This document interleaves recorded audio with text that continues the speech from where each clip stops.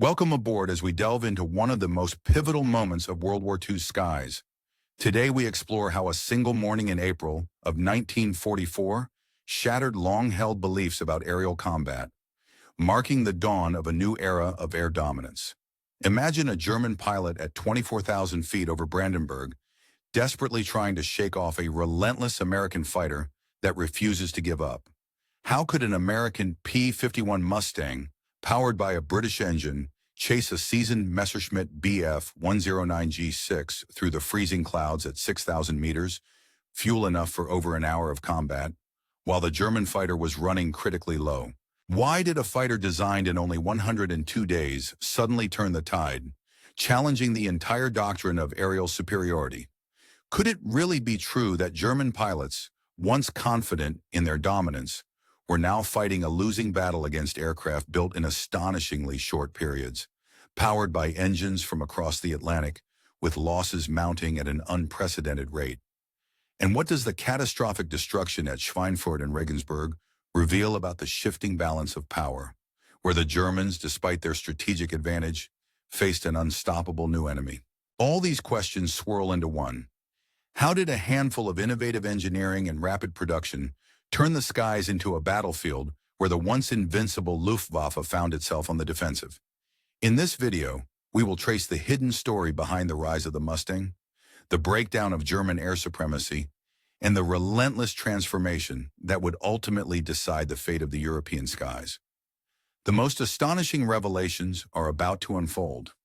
So stay with us as we uncover the truth behind the skies of 1944. The battle for aerial dominance begins right now. On the morning of April 24th in the year 1944, high above the skies over Brandenburg, at an altitude of 24,000 feet, the atmosphere was tense with a mix of disbelief and mounting dread. Major Garal sat tightly in the cockpit of his Messerschmitt Bf 109 G6, the oxygen mask over his face clouded with fog from each labored breath. A stark reminder that every moment in this frozen height was a battle against both enemy and equipment.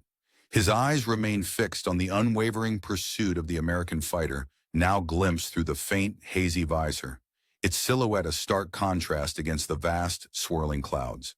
Despite how desperately he tried to shake it off, he couldn't evade the mounting sense of astonishment that this American machine was still dogging his every move, following through a steep diving turn with relentless determination. The radio in his cockpit crackled intermittently, transmitting an urgent chorus of frantic voices from the pilots of the 11th Fighter Group, the very finest the Americans had. These seasoned aces, who had dominated the European skies since the earliest days of the war, sounded like rookies caught in their first frantic attempts at warning. The words blared through the static. Indiana at 6,000 feet. He's still with me at 400 kilometers per hour. How is he still with me? Major Raoul's mind raced to comprehend the situation. How could an American fighter maintain such relentless endurance, defying everything he'd believed about their capabilities? For nearly 3 years, the core doctrine of German aerial combat had been rooted in a fundamental truth. American fighters couldn't follow German aircraft back to their bases. They lacked sufficient range, altitude performance, and speed at high altitude to chase the fierce Messerschmitts deep into German-controlled airspace. Those theories had shaped countless engagements, providing a sense of invincibility. But this day was different. The appearance of the P-51B Mustang, with its sleek lines and unyielding perseverance, challenged each assumption that had kept German pilots alive and dominant since 1941. The Mustang's Packard-built Merlin engine emitted a haunting, melodious roar, more an ominous death song than a mere engine noise, that resounded at the pressure height of 6,000 meters, where American Thunderbolts and lightning-like fighters had previously gasped for air. Despite operating deep within enemy territory, a mere 600 meters from their base in England, this particular Mustang still possessed enough fuel for another entire hour of combat before heading home. Meanwhile, Raoul's own fuel gauge registered just 15 minutes remaining before he would have to return to Brandenburg, a stark reminder that the tides of warfare had dramatically shifted in this moment. The calculations concerning air superiority, how distance, altitude, and endurance interacted, had been overturned overnight. In this single morning, the hunters had unexpectedly become the hunted, with the Germans now on the defensive over their own capital. What Major Raoul witnessed was not simply the emergence of a new American fighter, but the dawn of a systematic transformation in aerial dominance, a precursor to the Luftwaffe's eventual decline. The day marked the beginning of a relentless campaign that would, within a year, see the German Air Force suffer devastating losses. 75% of its experienced pilots and a staggering 90% of its leadership figures wiped out. This catastrophic attrition was inflicted by aircraft that had been designed and built in astonishingly short periods, specifically just 102 days, powered by engines originating from Britain and mass-produced in numbers that seemed almost incomprehensible to the Germans. The pilots flying these aircraft appeared to multiply faster than they could be shot down, overwhelming German defenses and morale alike. The mounting crisis had been brewing for months, especially since August 17, 1943, when the U.S. 8th Air Force suffered a disastrous day, losing 60 B-17 flying fortresses in a single attack on Schweinfurt and Regensburg. That catastrophic loss marked a critical turning point. The numbers told a stark story of approaching vulnerability. American bombers were suffering losses of 20 to 25% during deep penetration raids, yet German fighter production persisted and even increased despite constant bombing. At the heart of Berlin, military leaders like General Adolf Galland and General Degfliger reviewed these figures with a grim satisfaction, realizing that German forces were effectively leveraging the situation. The dangerous imbalance of resources was evident. Each American B-17 bomber carried a crew of 10, highly trained specialists who required months of rigorous preparation to reach operational readiness. Conversely, the Luftwaffe's strategy was to trade one German fighter pilot for 10 bomber crew members, a stark exchange rate that favored the Germans decisively. Galland's directives in September 1943 were clear. The American bombers lacked the range to be escorted beyond the Rhine, which allowed the Germans to concentrate their forces, wait for the Allied fighters to turn back, and then repeatedly attack the unprotected bombers at their leisure. The effectiveness of this tactic was, in the early months of the year, fierce confrontations unfolded over the European skies, marking significant turning points in the course of the battle. German forces launched relentless raids, including a particularly destructive attack on Schweinfurt, which resulted in the loss of over 300 fighters and a formidable force of around 650 men captured during a separate invasion. Meanwhile, the relentless American bombing campaign, which had previously been a persistent threat to German industrial and military targets, suddenly entered a period of silence, halting its operations for 4 entire months. During this lull, no significant deep penetration raids were carried out into German territory, giving the Luftwaffe a breathing space and a false sense of security. This temporary stalemate was largely attributable to the strategic advantage that geography had afforded the German air defenses. The Luftwaffe, benefiting from their geographical positioning, believed they had achieved dominance over the skies, at least for the moment. To the untrained eye, German pilots celebrated this apparent mastery, unaware that behind the scenes, a remarkable synergy of innovative engineering and industrial effort was quietly but decisively shifting the balance of power. This subtle but impactful transformation was centered around the development of a new fighter aircraft that would ultimately prove to be a game-changer in the skies. The story of the pioneering North American P-51 Mustang begins in April of 1940, born out of a British requirement for an effective long-range fighter. The design process was astonishingly swift. From initial concept to a flying prototype, it took just 102 days, with the first Mustang taking to the air only 149 days after the contract was signed, an achievement that would have been virtually impossible under traditional development timelines in most other nations. At the outset, the Mustang was powered by the Allison V 1710 engine. However, early versions of the aircraft revealed their shortcomings, particularly above 15,000 feet, where the bomber escort role was most critical. These limitations proved disappointing because the aircraft lacked the necessary performance at high altitudes. The transformative breakthrough came in April of 1942, when Rolls-Royce test pilot Ronald Harker proposed an audacious idea, fitting the Mustang with the legendary Merlin engine. This marriage of American aerodynamics, which emphasized streamlined efficiency and agility, with the British power plant, which offered superior high-altitude performance, created a formidable new fighter. The result was arguably the most decisive aircraft of the war. Meanwhile, in Detroit, the Packard Motor Company had begun licensed producing the Merlin engine in August of 1941, leveraging American manufacturing expertise to produce British-designed power plants. This collaboration rapidly shifted into high gear. By late 1943, Packard was churning out hundreds of Merlin engines each month, with each unit delivering approximately 1,650 horsepower when operating at high altitude, precisely where German pilots believed they were safest. Colonel Thomas Hitchcock, the American military attaché assigned to London and a seasoned World War I pilot himself, perceived the significance of these technological advances well before they fully materialized on the battlefield. As early as July of 1942, he authored a prophetic report emphasizing that the P-51, equipped with the Merlin engine, would outclass any contemporary fighter above 25,000 feet. He predicted that this aircraft would possess the range necessary to escort bombers all the way to Berlin and back, effectively transforming strategic bombing operations. He understood that the advent of such an aircraft could fundamentally alter the entire strategic landscape across Europe. By the beginning of December of 1943, the evolution of these technological and tactical innovations culminated in a dramatic incident. A formation of Focke-Wulf FW, 19 fighters from WWII II, approached American bombers near Solingen, confident that the defending escorts had already retreated in retreat. These German pilots, hardened veterans with thousands of combined victories to their names, executed a meticulously rehearsed attack pattern that had been perfected over nearly 2 years of combat.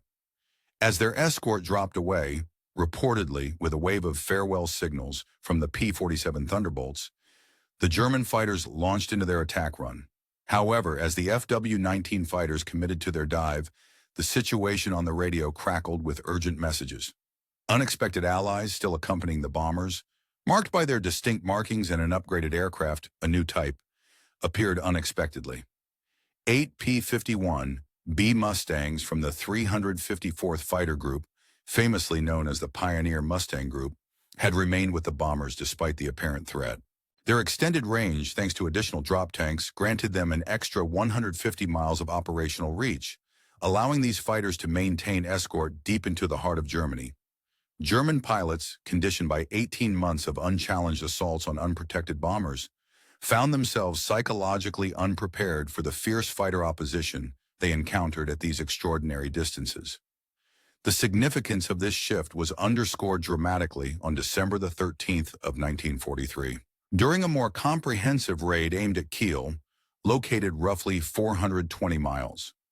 During this intense period of aerial combat, the Allies adopted a proactive approach by launching aggressive fighter sweeps aimed directly at German interceptors, rather than adopting a more passive stance of waiting to be attacked. This tactic was exemplified by Major Georg Peter Shaw Ada, the commanding officer of the formidable WWII, who notably engaged in such maneuvers near the city of Bremen. Ada was a seasoned veteran, having accumulated an impressive tally of 78 aerial victories over his career, and he possessed a deep understanding of the strengths and vulnerabilities of each Allied fighter type. His experience led him to develop tailored tactics suited for different aircraft. For instance, he recognized that the P-47 Thunderbolt could be outmaneuvered at high altitudes due to its less agile design, while the Spitfire, with its exceptional maneuverability, was hindered by its limited operational range, making it less effective over extended escort missions. Conversely, the P-38 Lightning, despite its speed and remarkable twin engines, was not able to turn quickly enough to engage German fighters effectively in dogfights. The P-51 Mustang, however, proved to be an entirely different proposition. It defied simple categorization. The initial encounter with the Mustang took place at an altitude of about 7,500 meters, a height where enemy fighters displayed notable superiority in speed and agility compared to our own Bf-109G fighters. During this engagement, the enemy's combat aircraft maintained an edge in maneuverability, forcing our pilots into a tactical chase that lasted approximately 30 kilometers before fuel limitations compelled us to land our aircraft. Meanwhile, the German fighters, undeterred by fuel concerns, continued their escort mission, demonstrating their confidence and endurance at high altitude. This reality was vividly captured in the diary of Oberfeldwebel Heinz Koka, a fighter ace with 33 confirmed victories serving with Jägerschwader 11, who documented the dramatic change in the air war over Hanover on December the 20th. His words reflected the growing unease among the German pilots as American fighters appeared in the skies, disrupting previously well-practiced routines. Before they would take off with leisurely confidence when approaching bomber formations, knowing there was ample time to gain altitude and adopt the advantageous positions. Now, the sudden appearance of these new American fighters forced them into immediate climbs and urgent tactical adjustments, or risk being caught unprepared and overwhelmed by the more nimble escort fighters. The war's reach had deeply penetrated German defenses, a fact underscored by the performance data of the P-51 Mustang, which by early January of 1944 had been accurately analyzed by German intelligence. The results were shocking to the high command of the Luftwaffe. The Mustang could attain speeds of up to 440 miles per hour at 30,000 feet, a rate that surpassed any German fighter operating at comparable altitudes. Its range with auxiliary drop tanks extended beyond 2 miles, giving it the reach to escort bombers across vast distances, crucial for strategic bombing campaigns. The Mustang's ceiling was also exceptional, capable of reaching 42,000 feet, a height at which German pilots experienced increasing difficulty in combat due to the thin air and the aircraft's performance limitations. Its rate of climb, approximately 3,475 feet per minute, more than outpaced the Bf-109G above 20,000 feet. Armed with 650 caliber machine guns, with a total ammunition of 1,880 rounds, the Mustang was built for extended engagement and sustained combat. Central to its superior capabilities was the innovative laminar flow wing, which provided unprecedented aerodynamic efficiency. This wing shape maintained smooth airflow across 60% of its chord, reducing drag by roughly 30% compared to traditional wing designs. This technological advancement was central to enabling the Mustang's impressive speed and range, effectively making it a true long-range escort fighter capable of covering entire formations deep into enemy territory.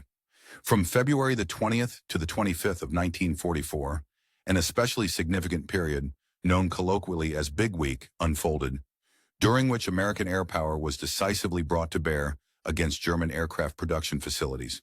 Over 1,000 bombers, supported by nearly 900 fighters, including around 150 P-51 Mustangs, launched heavily coordinated strikes across vital German aircraft factories. For the first time in the war, the fighter escorts did not solely act as protectors of the bombers, but actively engaged in hunting down and destroying enemy fighters, shifting the tactical paradigm. During this campaign, the Luftwaffe suffered the loss of 355 fighters. More critically, about 100 experienced German pilots, many of whom served as leading formation leaders and tacticians, were killed. The loss of these elite pilots and the officers responsible for tactical command formations threatened to create a significant vacuum of expertise within the German fighter forces. Their inexperience would have wide-ranging consequences, rendering their units less effective and more vulnerable to Allied tactics. A pivotal moment in this shifting dynamic occurred on the 4th of March. The conflict between the escort fighters and the German Luftwaffe became a defining aspect of aerial battles during this period. The North American P-51 Mustangs possessed decisive advantages, namely superior altitude capacity, exceptional speed, and tactical versatility, that fundamentally altered the dynamics of air superiority. During a particularly intense engagement, our squadron managed to inflict damage upon 3 enemy bombers before chaos and confusion caused our formation to disperse. I personally found myself being relentlessly pursued over a vast 50-kilometer stretch by 2 Mustangs, which retained enough fuel to toy with me, virtually treating me as a mouse in their hunt. The mere appearance of American fighters soaring over Berlin shattered the last remaining illusions of German dominance in the skies. What many believed to be invincible air superiority evaporated in the face of this formidable new threat. Civilians who had long been led to believe that the Luftwaffe was winning the air battles witnessed a stark reversal of fortunes as sleek, silver-painted Mustangs performed looping maneuvers above iconic landmarks like the Brandenburg Gate. This spectacle served as a grim reminder that the regime's credibility, already strained by a series of military setbacks and defeats, was beginning to unravel further under the weight of such undeniable aerial superiority. By the middle of April in 1944, the pilots of P-51 Mustangs had adopted and perfected a devastating new tactic. After completing their escort missions, they would descend rapidly to altitudes close to treetops and launch ferocious strafing runs against targets of opportunity on their return flight. This shift in strategy transformed previously safe German airfields, which had once been secure beneath the cover of passing Allied formations, into lethal and deadly obstacles, the very definition of kill zones. An illustrative event that exemplifies this new reality occurred on the 13th of April, 1944. After escorting bombers to the city of Schweinfurt, a contingent of 42 Mustangs from the 4th Fighter Group launched a concentrated attack on German airfields scattered across Bavaria. In a razor-sharp 30-minute strafing campaign, these fighters succeeded in destroying 51 aircraft on the ground, damaging an additional 23, and wreaking havoc on not only aircraft but also on vital ground personnel and maintenance facilities. Facilities that were once considered irreplaceable and critical to the German war effort. By the time the year 1944 unfolded into the spring, the Luftwaffe was confronting an existential crisis, a rapid and catastrophic shortage of trained pilots. The losses suffered monthly by the German Air Force exceeded a quarter of their operational flyers, a staggering figure that compounded their difficulties. Meanwhile, their training programs, which should have been a vital lifeline, were producing increasingly inferior replacements. The average German fighter pilot in 1944 accumulated only between 110 and 160 flight hours before being thrown into combat, an experience level vastly inferior to that of their American counterparts, who typically completed around 400 hours of flight training. To put it into perspective, German pilots in 1941 had received between 220 and 250 hours of training. However, by early 1945, some German pilots had entered combat with as little as only 80 hours under their belts overall, drastically reducing their survivability and combat effectiveness. Commanding Officer Johannes Mackie Steinhoff, who led the JG-77 fighter wing, vividly documented this dire crisis in his reports. He described the alarming influx of inexperienced pilots being thrown into combat, often as untrained boys rather than seasoned aviators. These young recruits, many just 19 years old, had only received minimal instruction, training that rarely included flying above 5,000 meters altitude, firing at moving targets, or practicing essential hygiene procedures necessary for prolonged combat. They were sent into battle against American pilots who usually had 400 hours of training, many of whom had already participated in combat operations.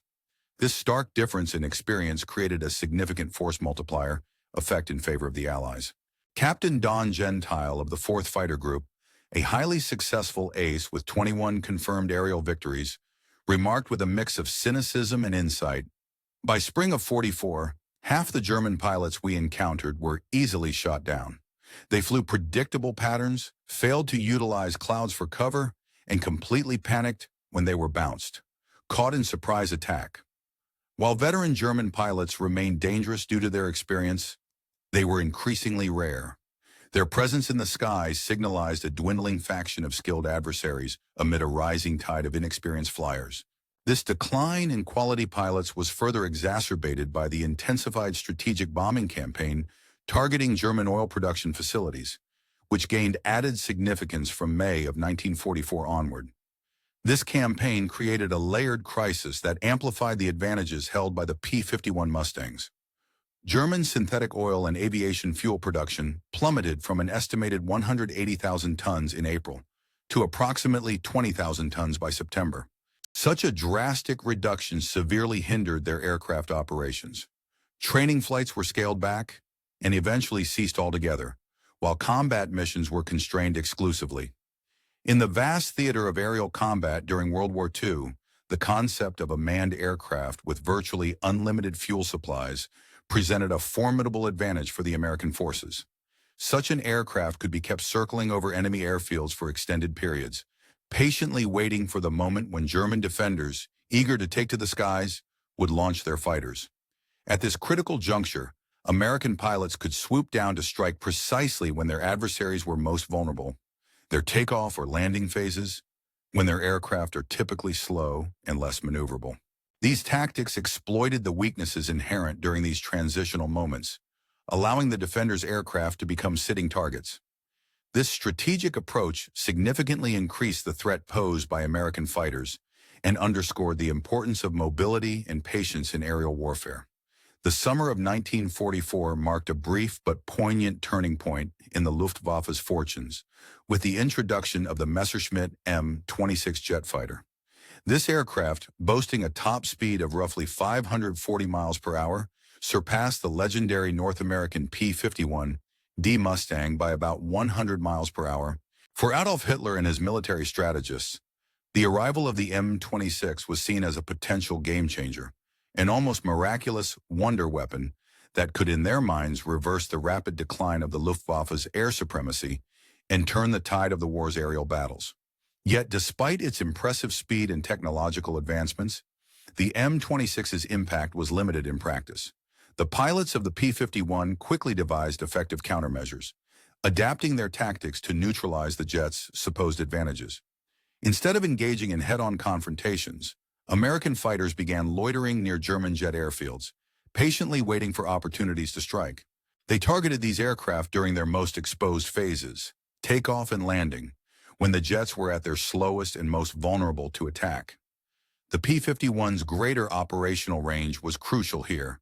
It allowed the Americans to position themselves advantageously and strike with patience and precision, turning what could have been a technological edge into a tactical disadvantage for the Germans. The technological superiority of the M-26-2 was thus largely nullified in operational terms. The jets faced significant logistical and strategic challenges that rendered their advantages moot. One of the most critical issues was the supply and maintenance of these advanced jets. As the war dragged on, the German war economy struggled to provide the high-grade fuel necessary for jet engines, which was increasingly scarce due to the simultaneous Allied bombing campaigns and disrupted supply chains. Moreover, these engines demanded regular maintenance, with replacements needed every 10 to 25 hours of flight, an arduous and often impossible task amid the chaos of war. Equally problematic was the requirement for highly experienced pilots. Operating a jet aircraft was complex and demanding. Only a few German pilots, if any, still possessed the requisite level of skill and expertise by late 1944. The Luftwaffe's pool of veteran jet pilots had dwindled considerably, with many having been lost in earlier battles or unable to be replaced swiftly enough. Despite the achievements of a handful of standout M-26 pilots, such as Franz Schall, credited with shooting down 10 P-51s, and Georg Peter Ada, who claimed 9 P-51s among his 12 jet victories, their individual successes ultimately had limited strategic significance. These aces, impressive as their records were, could not alter the broader trajectory of the air war. For every German jet shot down, countless American P-51s continued to appear elsewhere, maintaining the relentless momentum of Allied air dominance. By the autumn of 1944, the focus of the American fighter units had shifted from engaging enemy aircraft to attacking Germany's vital transportation infrastructure. Operating in cohesive squadron formations, the P-51s began targeting the backbone of the German economy: locomotives, rail yards, bridges, and canal locks. This campaign aimed to systematically cripple the Nazi war machine's mobility and supply chains, which were heavily dependent on rail transportation. The impact was staggering. On a single day, September the 11th, 1944, the 57th Fighter Group, equipped with the P-51 Mustang, managed to destroy a staggering 81 locomotives, a clear indication of the strategic reach and destructive power of these fighters. The efforts of the 57th Fighter Group culminated in claiming the highest recorded number of aerial victories of any P-51 unit in the United States 8th Air Force, an impressive total of 595.5 kills. Such success did not go unnoticed in Berlin. Albert Speer, the German Reich's Minister for Armaments and War Production, kept a detailed diary in which he lamented that the American fighters had achieved what the heavy bombers could not: complete paralysis of the transportation network. His words captured a grim reality, that without the supply of coal reaching power plants, the entire industrial and domestic infrastructure of Germany was gradually grinding to a halt. Factories could not receive essential parts. Cities, in the final months of the Second World War, the Luftwaffe faced a series of catastrophic failures that effectively marked the end of its status as a formidable fighting force. Throughout the war, the German Air Force, once a symbol of power and intimidation across Europe, had been pushed to the brink by relentless Allied air campaigns. By April of 1945, its operational capacity had dwindled so severely that it could no longer sustain active combat missions in any meaningful way. Though some aircraft and pilots remained scattered across the various fronts, the will to fight and the strategic capability to mount effective attacks had all but vanished. It reached a point where commanding officers in the Luftwaffe stopped issuing orders for sorties, unable or unwilling to send their remaining aircraft into combat. The once proud and feared Luftwaffe, which had terrorized skies and overwhelmed many Allied efforts early in the war, had been reduced to hiding what little equipment was left, living on the remnants of its former strength. The story of the Luftwaffe's decline is vividly reflected in the final combat statistics of the North American P-51 Mustang, which played a decisive role in securing Allied air dominance over Europe. Over the course of the war, the P-51's production and combat record disseminate a story of remarkable achievement and technological superiority. Nearly 160,656 aircraft were manufactured during the war years. In terms of aerial victories, the P-51 confirmed the destruction of approximately 4,950 enemy aircraft in direct dogfights, a staggering total that underscored its effectiveness in air-to-air combat. Additionally, more than 4,131 enemy aircraft were confirmed destroyed on the ground, further crippling the Luftwaffe's ability to replenish its dwindling reserves. The losses sustained by P-51 pilots and aircraft across all causes, including combat, accidents, and mechanical failures, totaled roughly 2,520 aircraft. The kill ratio achieved by the Mustang was approximately 3.6 to 1 in favor of Allied fighters, meaning that for every 4 Luftwaffe aircraft lost, nearly 3 were destroyed by P-51s in combat. German fighter pilot casualties on the Western Front during 1944 totaled over 8,000 killed or missing in action. From January to May of 1945 alone, more than 3,000 German pilots were either killed or reported missing. These figures vividly illustrate the brutal toll exacted on the Luftwaffe's fighter force as the war drew to a close. This decline in German air power was stark. In January of 1944, the Luftwaffe managed to operate around 1,600 fighters in the total fighting force. By June of that year, this number had fallen to approximately 1,480, and by January of 1945, the operational fighters available had further diminished to only 1,000, with a mere 325 available during April of 1945. This collapse was driven by the relentless attrition of continuous combat, crippling losses, and the depletion of resources essential for aircraft repair and maintenance. The disparity between the training hours of American and German pilots further underscored the technological and tactical supremacy of the Allied air forces. Throughout 1944 and 1945, American pilots accumulated over 400 hours of flight time before even reaching frontline combat units. This extensive training ensured their proficiency in gunnery, formation flying, dive bombing, and evasive tactics, making them formidable opponents in dogfights and effective partners in bombing campaigns.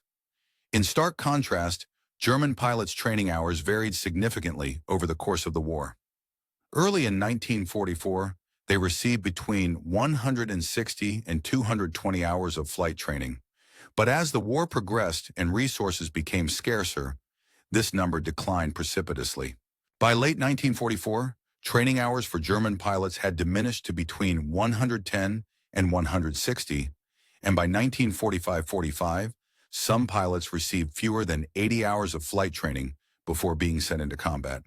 The consensus among military historians is unanimous in recognizing the critical role played by the P-51 Mustang in establishing and maintaining Allied air superiority over Europe. The United States Strategic Bombing Survey, a comprehensive post-war analysis, concluded unambiguously that the P-51 was, more than any other weapon or system, the decisive factor in securing dominance in the skies. This dominance facilitated three critical and interrelated objectives: the continuation and success of the daylight strategic bombing campaign against German industrial and military targets, achieving air superiority well before the invasion of Normandy on D-Day, and systematically disrupting German transportation networks and oil infrastructure, key components of the Nazi war effort.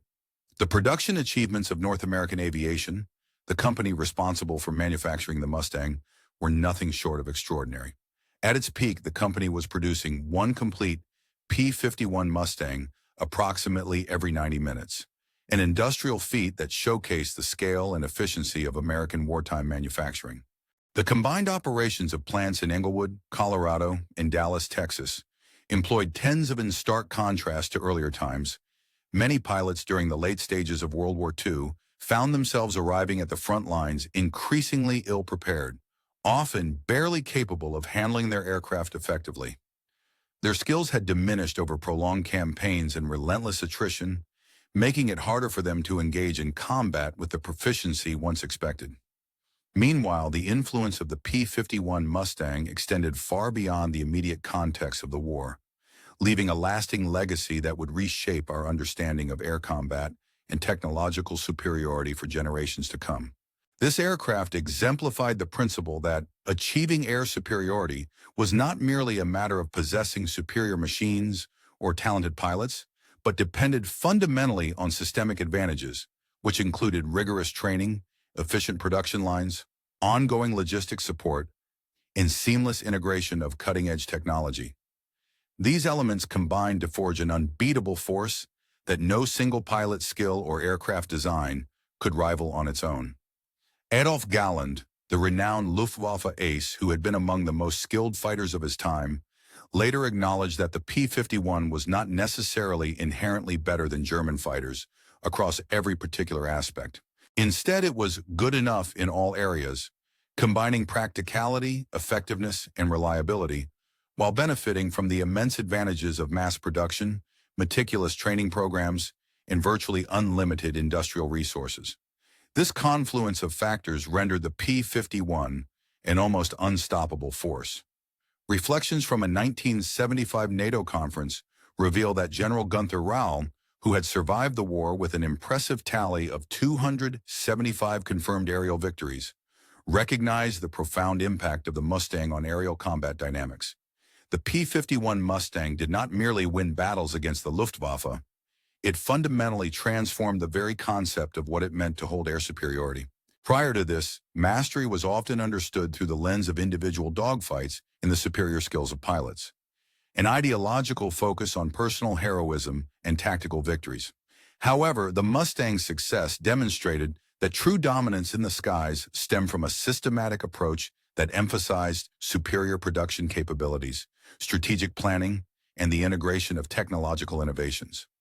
The Americans envisioned a different kind of warfare, one driven by systems, economies of scale, and strategic vision, as opposed to the traditional focus on individual prowess. This strategic paradigm shift rendered the Luftwaffe, which had swept across Europe from 1939 to 1941, coming tantalizingly close to victory over Britain and confederating dominance over the Eastern Front, increasingly powerless. The once formidable German Air Force was systematically dismantled by a formidable force rooted in American industrial democracy, now empowered to produce aircraft in record times, sustain long-range operations, and maintain a relentless operational tempo. The 51 Mustang was the tangible instrument of this comprehensive destruction, but more broadly, it symbolized the collective societal capacity that underpinned these technological and military achievements. The true weapon that turned the tide in the sky was not just the aircraft itself, but the society that constructed it. A society capable of designing a revolutionary fighter aircraft in just over 102 days, mass manufacturing more than 15,000 units, training thousands of pilots to professional standards and projecting that power across oceans with unprecedented reach. Such a society could swiftly mobilize its resources, harness innovation, and sustain a war effort that overwhelmed the enemy's expectations and capabilities. German pilots, who in 1943 dismissed American fighters as inferior, could never have foreseen that the P-51 would ultimately crush the Luftwaffe because they failed to understand the true backbone behind the aircraft, the nation that built it. They saw merely airplanes and pilots, forgetting the vast assembly lines and industrial systems behind the seemingly simple machinery. They focused on counting pilots, unaware that these pilots had been meticulously trained by comprehensive programs. They measured ranges and operational statistics, but overlooked the immense industrial capacity fueling that range and sustaining the aircraft in combat. By the time the Germans grasped the full extent of American industrial power, it was already too late. The roles had reversed. The hunters had become the hunted, while European skies fell under the shadow of the Mustang's dominance. The destruction of the Luftwaffe was not merely a military loss, but a powerful demonstration that free societies, when fully mobilized and harnessed efficiently, could generate levels of power that totalitarian systems, no matter how oppressive, could never hope to match. Ultimately, the P-51 Mustang became more than just an aircraft. It was a symbol of the fundamental truths of modern warfare. It proved conclusively that victory did not rely solely on the warrior spirit or racial superiority. Instead, success emerged from the often mundane but vital foundations of industrial production, systematic training, and logistical excellence. German pilots, caught off guard by the seemingly unstoppable machines, never imagined they would be crushed beneath the weight of America's extensive productive capacity. Their realization came only too late, from the wrong end of 6,550 caliber machine guns, high above the smoldering ruins of the Third Reich, where victory's true price is paid by the relentless and collective power of